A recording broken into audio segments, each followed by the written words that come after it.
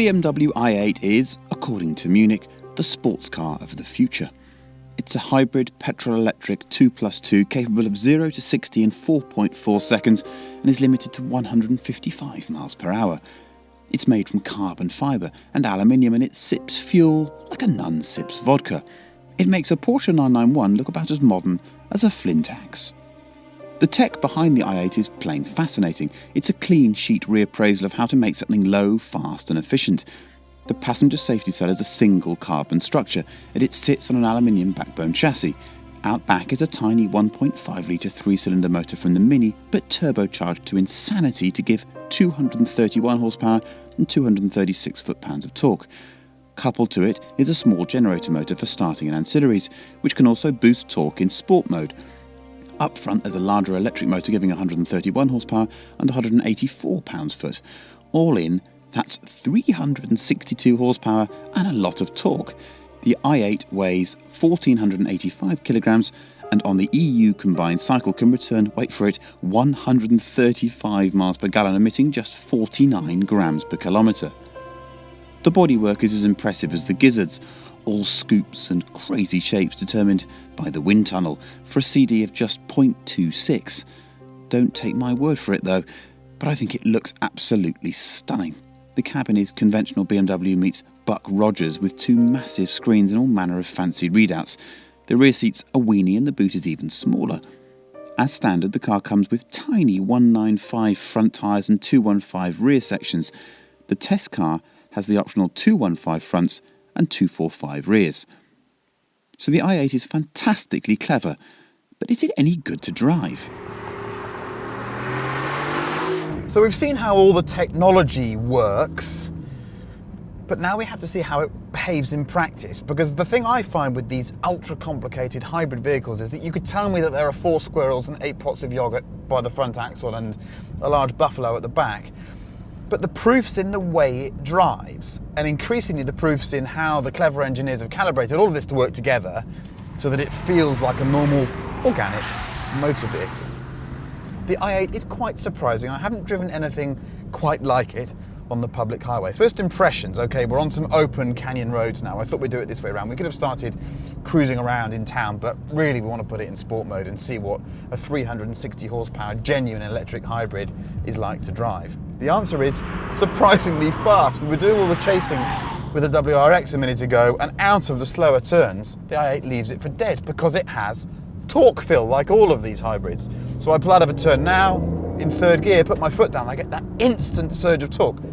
Gearbox is really nice and fast. It can be a bit lumpy on auto downshift sometimes, but it does match revs when you pull a paddle yourself manually like that. You heard the blip, off we go. The noise, well, the little 3-cylinder 1.5 litre inline 3, it makes a kind of poppy half a 911 noise, which is quite pleasant, but there's lots of augmentation going on in here. So we've got fakery coming out of speakers. I'm on the record as saying I can live with that and I don't mind it too much, but some people will find it a bit offensive. I quite like the noise.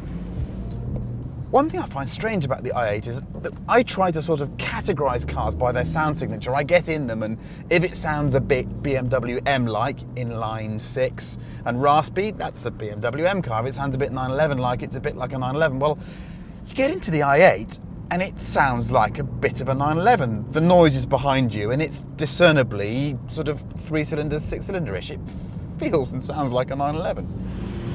What's the handling like? This is quite interesting, this bit. In the sport mode, the 215 section front tyre is definitely the thing that gives up first. And it's quite a cautious chassis.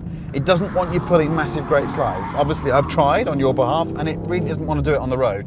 You could, but you'd have to be a complete hooligan to make it happen. The steering is very light, very accurate car to place, but there's not much connection. But then we're getting used to that, aren't we? You learn a rhythm with this car, and you tend to find that you want to be 1 gear up than you thought you should be because of the massive torque boost of the electric motor. And you create a rhythm with the car. You don't want to unsettle it too much. Does it feel 1,485 kilograms? No, it doesn't until you really start to throw it around and the mass builds up. But the centre of gravity is so low, there's an agility to the car that you really appreciate. a couple of times I found myself wanting to just hoof the car, you know, brutally use the throttle to alter the attitude of it through the corner, and I couldn't. I didn't get any response from either the electric motor or the internal combustion engine. That was quite interesting for me because the other 3 vehicles I've driven that I suppose have a similar hybrid capability, the 918, the P1 and the LaFerrari, admittedly expensive company, I know, they have that response. In the P1 you can sort of trim the throttle 3 or 4 times each corner. In this, I don't feel I can. I feel that the electric motor is less responsive than perhaps I'd been given to expect. But let's put all of this in context. This is a really exciting car to drive. The question I have to ask myself is, would someone who has been driving, for the sake of argument, a Porsche 911 for the last 5 years and has had a 997 and now a 991, would they still find this an appealing car to drive? I think they would. The balance here for me is that as an out-and-out sports car, it is missing something. It just doesn't feel that organic. It lacks a little bit of connection, and at times when you push it quite hard, even on the road, it doesn't respond quite the way a normal sports car would, but it's so close. The flip side is it brings new elements. That amazing torque-filled sensation as it fires out of corners. Just the sense of being something so special, the fabulous cabin, the way it looks from the outside, the way people respond to the car. It's a bit of a folk hero. People love it. But I've done some canyon driving now, as they say over here. I've enjoyed the twisty bits, learnt a lot about how the car performs. There's no circuit activity on this early drive. We'll do that at some point, but really this isn't a track car. I think we need to now go and use it as you really would use it. And in California, that surely means going a bit slower, maybe driving in an electric mode, and going to buy an in and out burger.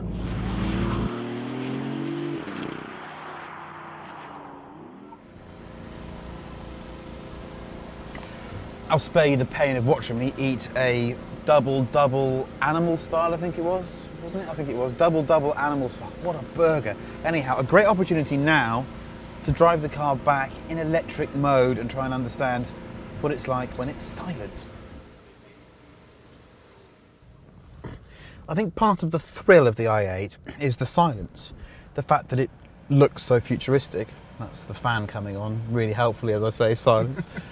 And we can just, look at that, just edge backwards now. And then we'll roll out of here quietly. Now, in much the same way, I'm a great believer in the joys of my little 2CV. I think this is another great motoring experience, something to be exploited and enjoyed. I can enjoy this the way I can enjoy drifting a P1. I know I crap on about that, but it's all about variety. This is something lovely. And when you're in town, the silence and the serenity help. They do also bring in some odd other issues that you hadn't thought about. For example, when you don't have a noisy, clanky combustion engine going away the whole time, you do hear other noises. So everything has to be really well tied together. In the i8, even these early cars, no squeaks and rattles, there really aren't. In fact, it's so quiet inside that when the camera equipment's bolted in, all you can hear is the cameras squeaking. In all electric mode, we have about 37 kilometers of range, which is pretty good. I'm now in the sort of hybrid comfort mode, so it means that when I ask for a bit more of the car, the generator will come on and charge the battery. And if I ask for a bit more and more of the car, then it will cut in and actually give me more performance. Now, earlier, I found that I got a bit confused, or maybe I confused the vehicle itself, in that I asked a bit more of the car, and when the combustion engine cut in, it accelerated me faster than I thought it would. I then had to stop immediately, and when I took my foot off the throttle to hit the brake, it felt like the engine had kept going, a bit like an old school turbocharger as it sort of spooled up and carried on boosting when you didn't want it to. I suppose that's all down to the calibration. I have to say the dashboard ahead of me looks great, but I don't find it the clearest to see. Otherwise, in here, I mean, it's like you're being dropped into the year 2035. It's just spot on, just like the exterior. We were all discussing over our delicious double animal style. We were just discussing, when was the last time that you saw a concept car that was as unaltered and messed around with as this was from the 2009 concept. I mean, it really does look like it's just driven straight off a motor show stand. I love that. I think it's absolutely brilliant. But for cruising around town, for having two personalities, for having the kind of bolt it in eDrive mode, go to the shops around town, guilt-free, emissions-free, well, as much as you can when you're generating electricity, and then out of town, dusting a WRX between second gear hairpins. Yeah, this is a mighty, mighty achievement, this car. And I'm enjoying its silence right now.